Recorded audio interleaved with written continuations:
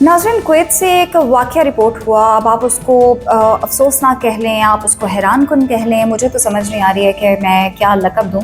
हुआ कुछ यूँ कि वहाँ पे मिस्री मौज़्ज़िन ने पुलिस को इत्तला दी और अपनी बीवी पे संगीन इल्ज़ामात लगाए।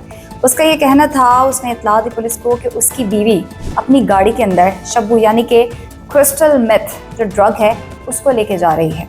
अब पुलिस को जब इस तरह की इत्तला मिली, उन्होंने फ़ौरन कार्रवाई की, उसकी बीवी को रोका गया, उसकी बीवी की तहकीकात की और पता चला कि वो सरासर गलत इंफॉर्मेशन थी और ऐसा कुछ था ही नहीं। फिर मज़ीद तहकीकात से ये भी अंदाज़ा हुआ कि उस मौज़्ज़िन और उसकी बीवी के दरमियान घरेलू झगड़ा हुआ था, घरेलू मामलात पे, जिसकी वजह से उसने उससे बदला लेने की कोशिश की और इतना संगीन इल्ज़ाम अपनी बीवी पे लगा दिया। अब कुवैती तहकीकाती टीम की जानिब से जब उस मौज़्ज़िन के सामने सारी तफसीलात रखी गई तो उसने इस बात का एतराफ़ किया कि एक तो उसने संगीन इल्ज़ाम लगाया है, दूसरा ये भी बयान दिया कि उसकी बीवी किसी भी किस्म का कोई नशा नहीं करती है, बल्कि उसने उसको फंसाने के लिए ये पुलिस को इत्तला दी थी। अगर ये कुवैत ना होता बल्कि एक ऐसा मुल्क होता जहाँ पे सिर्फ इत्तला मिलने पर किसी को गिरफ्तार भी कर लिया जाता या उसको सज़ा भी दे दी जाती, तो आप सोचें कि इस वक्त उसकी बीवी ना सिर्फ जेल में होती बल्कि उसको वाकई में कोई बहुत बड़ी सज़ा का सामना भी करना पड़ता।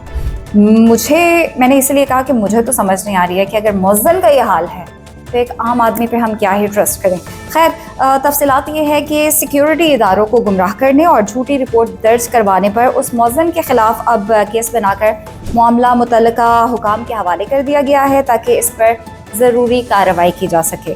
तो मैं तो उम्मीद करती हूँ कि ऐसे झूठे लोगों को, चाहे वो मौज़्ज़िन है, चाहे वो आम आदमी है या कोई भी है, अगर इस तरह कोई झूठ बोल रहा है तो उसको ज़रा 2-4 थप्पड़ ज़रूर पड़ने चाहिए। आप लोगों को क्या लगता है? आप लोगों ने मुझे कमेंट्स में बताना है।